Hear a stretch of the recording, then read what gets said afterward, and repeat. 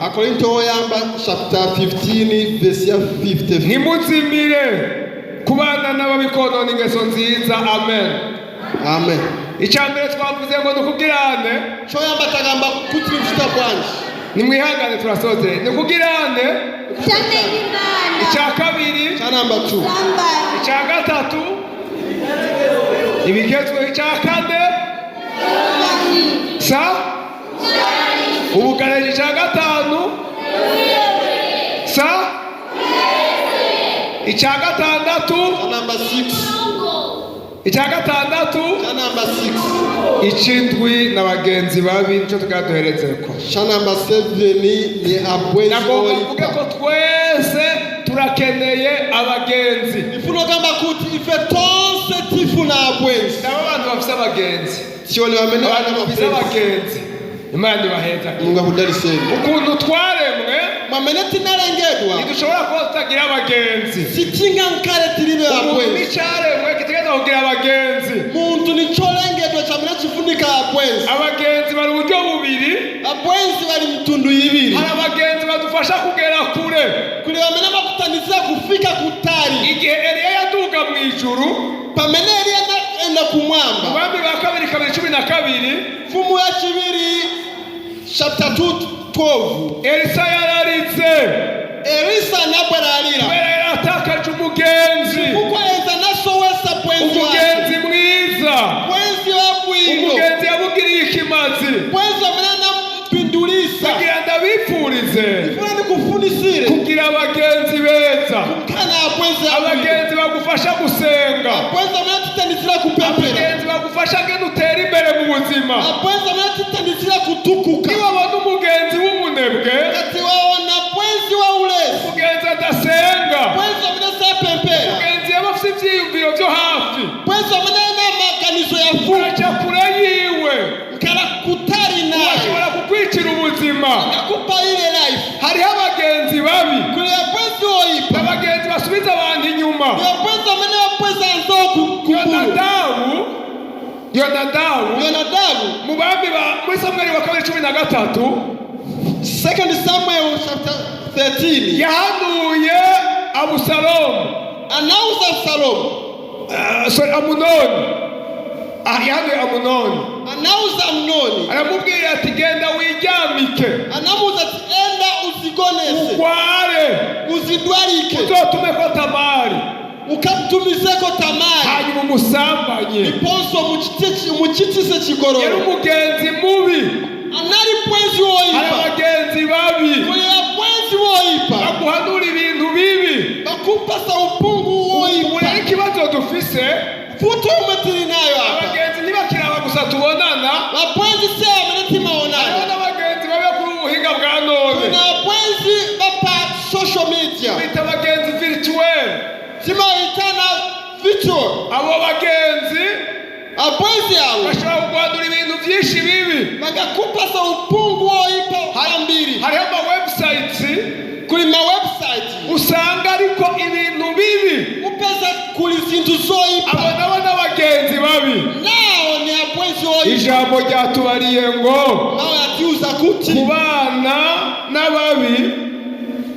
n'abantu babi kumkana abantu oipa byonona ingeso vyononga mankarigwe. narumvise umuntu yamezagiye ninamvera mutamana na midalisa umukozi w'Imana Paulo mutumiki wa Mulungu Paul yandikiye Timoteyo ananembera Timoteyo umwana wiwe mwana wake aramubwira ngo anamuuza kuti nibuka amosozi yawe kumbuka misozi yako gakumbura kukubona nifuna kukuona. turabifurije abagenzi beza kufunisira abwenzi yako abagenzi basenga abwenzi opempera abagenzi buzuye mpwemu yera abwenzi osara muzimu yera abagenzi bakora ibituma batera imbere abwenzi abone basebenza kuti batukuke abagenzi atarabanebwe abwenzi abone ulesi hari abantu imvugo zabo kuri bantu magambidwe yao ziguma zivuga iby'amajipo y'abakobwa zimagamba masketi y'abakazi ziguma zivuga iby'imipira gusa zimagamba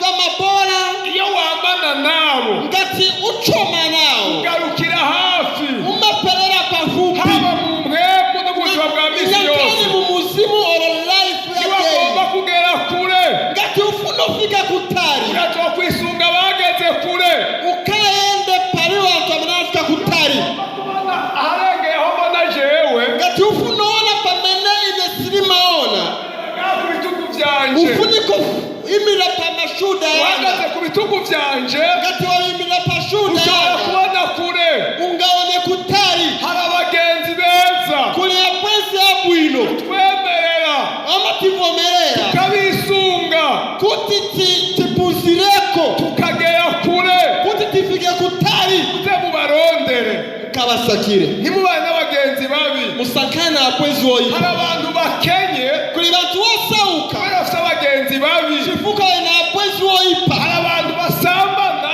kuri bantu bafite kigororo kubera abagenzi babi chifuka cha abwenzi oyipa hari abantu babana n'abantu nabi kuri bantu bamenera kama kadi oyipa kubera abagenzi babi kamba ka abwenzi yao gusa abantu baguhanura bibi upezo na watu bamenera kupasa upungu oyipa basha guca bugufi aba bantu bavula kutunkare mu grupu.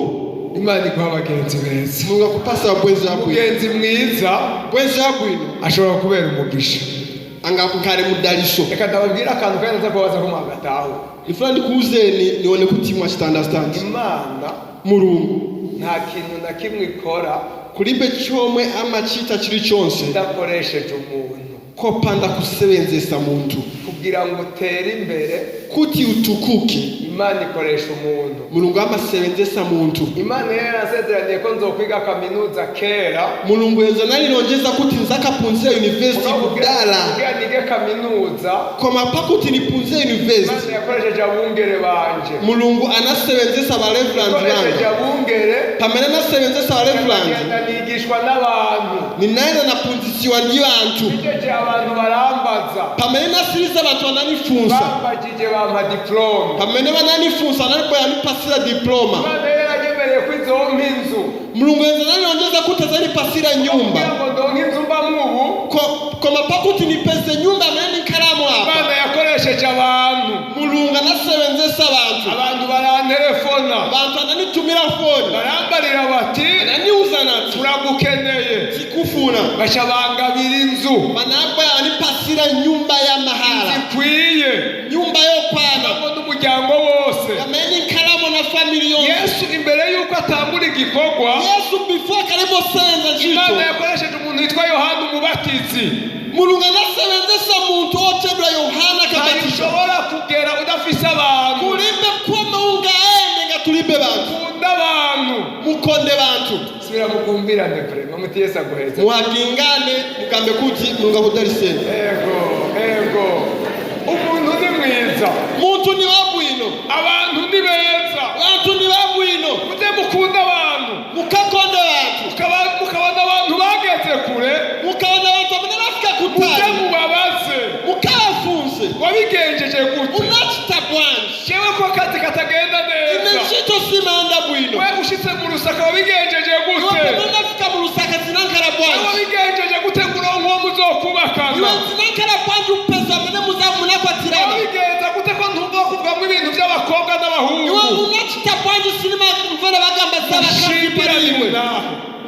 akupase umboni. Ni kubera umwanya ari muto. Chifukwa ntawe ni ingona. Ari kubagabura mu migwi. Nenzufuna ni bagabise muyaga. Muganira. Mutenge 5 minutes mugambisana. Mugatera inkuru. Mushimike. Mugashingiranira nahe. Mupasane umboni. Ariko umwanya waheze. Komantawe yata. Ndabipfurije. Nikufunisirani. Abagenzi beza. Abwenzi abwino. Abagenzi beza. Abwenzi abwino. Bashobora gutuma wuzura mpwemuye. Bangalengeso wazara musibo. Abagenzi beza. Abwenzi abwino. Bashobora gutuma unesha ibyaha. Bangalengeso kongeze machimo. Abagenzi beza. Abwenzi abwino. Bashobora gutuma uronka umugore. Bangalengeso apeza mukaya. Abagenzi beza. Abwenzi abwino. Bashobora gutuma uronka umugabo. Bangalengeso apeza mwamuya. Abagenzi beza. Abwenzi abwino. Bashobora gutuma uronka amahera. Bangalengeso akara na ndarama. Abagenzi beza. Abwenzi abwino. Bashobora gutuma uronka akazi keza. Bangalengeso pesa nchito abwino. Abagenzi beza. Abwenzi abwino. Bashobora gutuma imigambi yawe ufise uyishikako. Bangalengeso na plani yako yafikako. Handure mwebwe mukorera abandi. Nikupasa ni upungu amene musenzera. Mwicishe bugufi. Mutichepesi. Muba bizigirwa. Mukaleo kupirika. Imana izobagirira neza. Mugaza kuchitira bwino. Uko mukorera abandi. Mwamene musenzera abandi. Nimwaba bizigirwa. Ngati mwakaleo kurupirika. Namwe bazobakorera. Naimwe bazaka kusenzera. Kandi uko muriko muragira. Mwamene muchitira. Niko muzogirirwa. Niye muzaka chitirwa naimwe. Muriko muratera imbere kubera mwivye. Ngati mutuku kachifuka mwaba. Wewe wivye uri umwe. Iwe waba ndiwe mmoja. Ariko we hazokwiba 10. Iwe bazaka kumbera baritera. Uzobabara. Ero tuzakankara zobaba. Ndakubikubwiriye ngaha. Nakuzira tupano. Kuko uko wagize niko uzogirirwa. Chifuko mwamene unachitira. Kandi mwamene uzakachikibiba nico uzokwimba. Chamene umashanga nichitaka kolola. Ndabifurije abagenzi beza. Sikufundisira abwenzi abwino. Imana ibahuze n'abantu beza. Mulunga kwanja nise na atu abwino. Imana ibahuze n'abantu beza. Mulunga kukumanise ndi atu abwino. Beza bazobageza kure. Atu abwino atakukuchisa kutari. Haleluya. Amen. Nta kintu na kimwe Imana ikora idakoresheje umuntu. Kulimbe chomwe mulunga machita ko panda kusebenzesa Mwami tahuwe. Mwamvesesa. Naho osenga cyane. Orope mpera maniki. Kugira Imana ikore. Kuti mulunga sebeze. Izokoresha umuntu. Azaka sebenzesa muntu. Ndabifurije guhura n'abantu. Nikufunisira kukumana. Imana yabateguriye. Mulungu bashobora kubagirira ikimazi. Azakonkara ndipingu. Tugira dusenga Imana. Tiendo pempe. Yesu abahezage. Mulungu akudalisenga. Yesu abarinda abagenzi babi. Mulungu. Imana ibaha ubwenge. Mulungu akupaseni nzeo. Kumenya abagenzi babi. Muziwe abwenzi oipa. Imana ibahezage. Mulungu akudalisenga. Tugira dusengeranire. Tiendo pempereranire. Kuri uyu mugoroba. Mu mazuro pano. Cyo nagira dusengere. Chaweni fino tipemperere. Imana yarakuremye. Iwe Mulungu anakuremye. Kandi ufise ko imigambi myiza. Liponso ari nazifuna. Nagomba tuze gusenga. Nifuno tipempere. Kugira ngo Imana imigambi yose yaguteguriye. Pakuti ma plan yose amena kukozera Iyigushitse ko mu izina rya Yesu. Ikufike ko mu izina rya Yesu. Nimba urugo rwawe ruhari. Ngati chikwati chako chiri. Mugihe gikwiye rigushitse ko mu izina rya Yesu. Mulungu akafikise. Nimba hari abantu ukwiye gutandukana kubera abagenzi babi. Ngati kuri bantu amena ufuniko patukana. Imana iguhe inkomezi zo gutandukana nabo. Mulungu akupase mpamvu zo patukana nabo. Hari abagenzi bisaba yuko kuri telefone ubloka. Kuri bapenzi bufoni ufuniko bloka. Hari abagenzi bisaba kuri Facebook ubloka. Kuri bapenzi amena pa Facebook ufuniko bloka. Hari abagenzi bisaba yuko inzira ahantu babutasubira kujayo. Kuri bapenzi injira zina ufuniko pitamo. Hari abandi bagenzi bisaba gushira mu buzima bwawe cyane. Kuri bana umena ufuniko faka mu moyo wako manini. Ndagomba dusenge ko Imana ibahuze n'abo bantu. Ifuna tipempera abo bantu b'ikimazi. Abo bantu batuma ubugingo bwawe bugera kure. Nibangarengese kuti life yako ifike kutari. Mungu akudalisenga. Umwami Yesu abahezage. Yesu akudalisenga. Muvyaguruke dusenga Imana. Haleluya. Amen. Uri Imana nyamana. Uri Imana nyamana. Uri Imana nyamana. Uri Imana nyamana. Ukirane turi Imana nyamana. Uri Imana nyamana.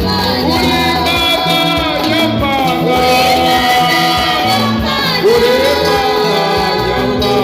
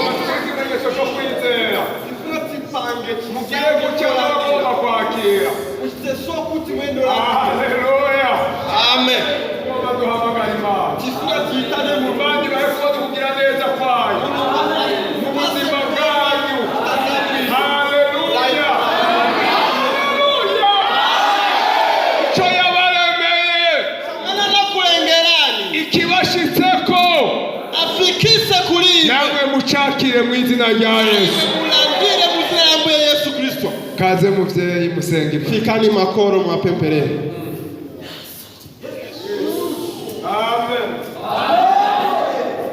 Yehova mfumu ya mafumu, ona utatambasula manja yacu, ndipo mfumu yanga tipemba kwa inu Mulungu amene muziwa kupasa, ndipo Mulungu watu ndinu wokulupilika chilichonse chomwe takupempani mumapasa.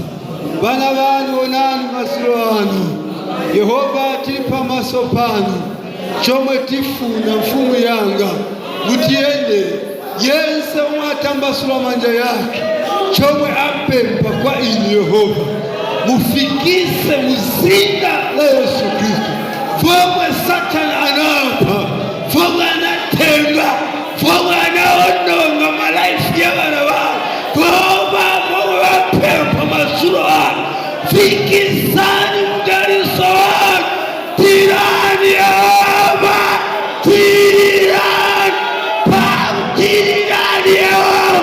tirani pawarawa paka Yehova balandire muzina la Yesu Kristo. Segulani mawingu ya kumwamba, segulani matozi ya kumwamba ya mdariso Yehova, basika kuone pawe wakuzi Yehova kupempa ni kukuziwani Yehova yanza segula mtima wake pasani mudariso wanu wakwana kulisirani marira wana wanu enani wa murastira ya pesi kwanja kwanu kuyenda nao jiva mudariso wanu churukira pala ya wama mayuzi pasiku ya rara muzina la Yesu Kristo. Fumu yanga ini Yehova Mulungu wa maka, Mulungu wa Abrahamu, leka Yehova waonye kwanja kwangu kiwa ikamwani Yehova mutira mudariso wanu wachuru pabarawa Yehova muzina la Yesu Kristo. Zome wafuna maplani yomona ikapatepo vome wanakonzi wakupempani wachoseni Yehova paka waone kwanja kwangu muzina la Yesu Kristo. Fumu yangu tiri pano mazura tiri mu nyumba yocherwa zina tiri papiri yangu munaende Yehova watumiki wangu mwamene munalonjezera munakala na eli lero lina Yehova chonse chomwe wapemba onani mfumu yangu baendele munakamba wonse mwazasakira ngope yangu akaipeza oba akafuna ufumu wangu akaupeza zofuna zake zose zizosati nawe Yehova vowe wainia pamaso pao vowe wapempa kwa ili ndini Yehova wakwafikisia wakachoke pambalo pao wayambika zina lao baona nshaji mtende baona mulipakati pao zikoma Yehova mfumu yanga ndini Mulungu wa mvera sindinu gonti bakalapano chokera mawa bamverera mawu yangu bakala Yehova pamaso bapile pamene bakomboka Yehova mubazaze mpavu yangu mubapase nsoba yangu paka bakayamike pasina yangu mzina ya Yesu Kristo. Yehova ziko tipemperera na mtumiki wangu wamene mwasebenzesa naye mukumbukireni, kumbukirani na familia, kumbukirani mpaseniso mpavu kutaka kwanise kuimirira Yehova pamaso pano ziko mo Yesu. Haleluya. Lekani kuunika kwanu yawe Mulungu wose wakudarisa Mulungu amene mutira ziko mo Yehova mbeu zonse zomwe washanga zikabale vipaso bochuruka ukaleko ngali mbali mwa manzi mtawi yake Yehova ndiyofunikira ziko mfumu yanga chikomuza chita ni muzina la Yesu Kristo zaiti ya mika. Mana yera turasengera abagwaye abantu bagenda n'ibisata niwakire mu izina rya Yesu